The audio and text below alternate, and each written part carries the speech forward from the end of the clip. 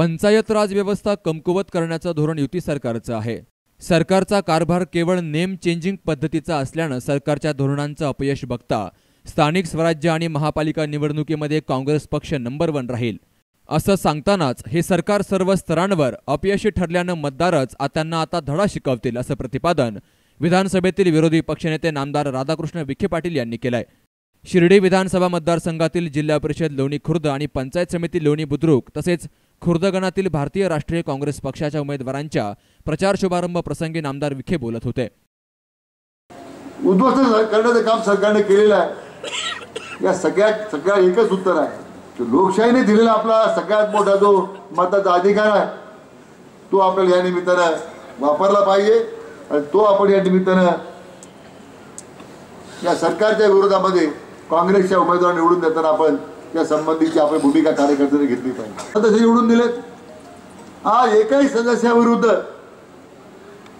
नगर जिल्ह्यात पुष्कळ चर्चा झाली पण आपल्या मतदारसंघातून तालुक्यातून एकही सदस्याच्या विरुद्ध आज भ्रष्टाचाराचा आरोप कोणी करू शकला नाही ही आपल्या संघटनेची सगळ्यात मोठी ताकद आहे। मात्र सगळ्या सदस्यांचं अभिनंदन केलं पाहिजे की तुम्ही संघटनेची या ठिकाणी बोज राखत आदरणीय खासदार साहेबांच्या विचारावर आधारित जी व्यवस्था निर्माण या व्यवस्थेमध्ये काम करताना आपण संघटनेची आणि पक्षाची छान राखण्याचं काम आपण या ठिकाणी केलेलं आहे। काँग्रेसची बाजू भक्कम आहे आणि सगळ्यात जास्त जागा काँग्रेस पक्ष निवडून येतील। जिल्हा परिषद काँग्रेसचा झेडापड केला असा विश्वास आहे। त्यामुळे काही ठिकाणी थोड्या कुरकुरी असतात मला वाटतं चर्चेतून त्या सुटतील असं मला विश्वास आहे। आश्वी आणि जोरबगड जो संगमेश्वर तालुक्यातील जो माझ्या मतदारसंघातील आहे त्या ठिकाणी काही अपक्ष उमेदवार उभे राहिले तशी अपक्ष उमेदवार उभे राहिले पण ते स्वाभाविक त्यांना अपेक्षित उमेदवार मिळणार नाही। मला वाटतं ते सुद्धा आपल्या उमेदवार मागे घेतील असं मला वाटतं। माजी मंत्री अण्णासाहेब म्हस्के पाटील यांच्या अध्यक्षतेखाली झालेल्या या सभेसाठी लोणी खुर्द जिल्हा परिषद गटाच्या उमेदवार शालिनीताई विखे पाटील, लोणी बुद्रुक गणातील उमेदवार काळू राजपूत, लोणी खुर्द गणातील संतोष ब्राह्मणे आदींसह सोपान काका मैड, काशीनाथ विखे, पंचायत समिती सदस्य सुभाष विखे, किसनराव विखे, भागवतराव विखे, भगवंतराव विखे, वसंतराव विखे, संपतराव विखे, चंद्रकांत म्हस्के, गहिनीनाथ विखे आदींसह महिला आणि ग्रामस्थ मोठ्या संख्येने उपस्थित होत्या। राज्यात नगरपालिकेपासून काँग्रेसच्या दृष्टीने अनुकूल वातावरण आहे।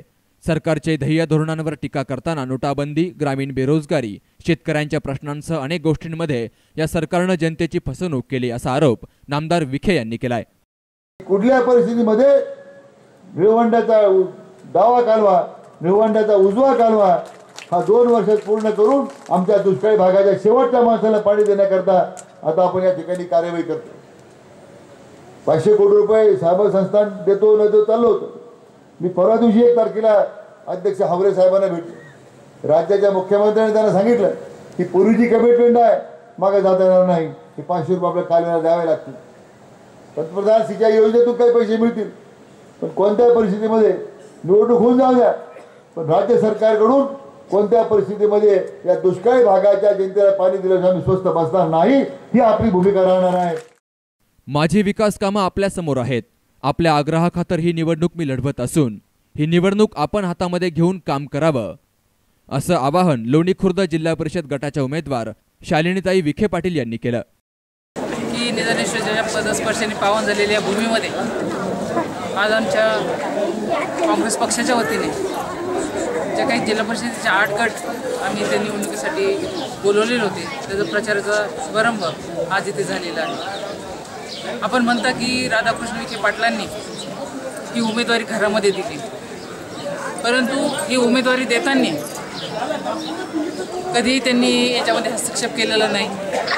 राहत्या तालुक्यामध्ये जे आमचे 5 गट आहेत जिल्हा परिषदेचे आणि बाकीचे जे 3 आहेत या सर्वांच्या आग्रहाखातर जे 10 वर्षापूर्वी जे काम केलेलं होतं त्या कामाच्या निमित्ताने लोकांच्या आग्रहास्तव त्यांनी मला हा उमेदवारी अर्ज भरण्यास सांगितलेला होता। आणि सर्वांनी आता भाषणामध्ये सांगितलं की खासदार साहेब गेलेले आहे त्यांची उणीव जास्त भासते परंतु खासदार साहेब गेलेले नसून सर्वसामान्य जनतेच्या गोरगरीब जनतेच्या हृदयामध्ये ते बसलेले आहे आणि निश्चितच विखे पाटील जरी माझे सासरे असले परंतु त्यांनी जी काही सेवा केलेली आहे, जी काही लोकांसाठी गोरगरीब असतील अन्यायाला वाचा फोडण्याचं काम त्यांनी केलेलं आहे, सर्व पक्ष जातीपातीचं राजकारण न करता सर्वांना बरोबर घेऊन जे काम केलेलं आहे ती शिकवण हे विखे घराण्यामध्ये आहे. आणि तेच बरोबर म्हणजे कामाची शिदोरी घेऊन या राजकारणाच्या याच्यामध्ये काँग्रेस पक्षाच्या वतीने मी फॉर्म भरलेला आहे. जिल्हा परिषदेमध्ये 10 वर्षापूर्वी जे काम केलेलं होतं त्यावेळेस काँग्रेसचं सरकार होतं, काँग्रेस राष्ट्रवादीचं.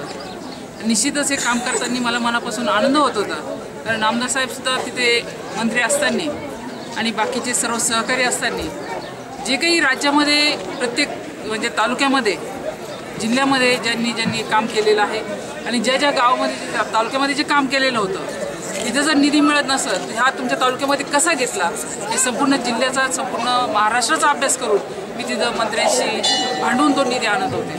त्याच्यामुळे कुठेही निधी आणताना थोडंसं जो निधीची कमतरता पडली त्यावेळेस मला जलसंधारणासाठी निधी कमी पडलेला होता आणि हे निधी भरपूर आणण्यासाठी निश्चितच आपल्याला प्रयत्न करायचे आहे.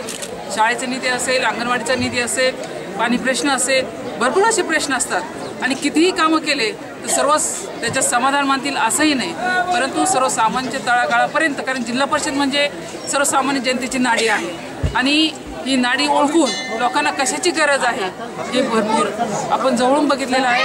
पण हे प्रश्न सोडवण्यासाठी खासदार साहेबांचे स्वप्न पूर्ण करण्यासाठी निश्चित या उमेदवारीचा आम्हाला सर्वांना फायदा होणार आहे. व्हिजन प्लससाठी शैलेश त्रिभुवन, लोणी.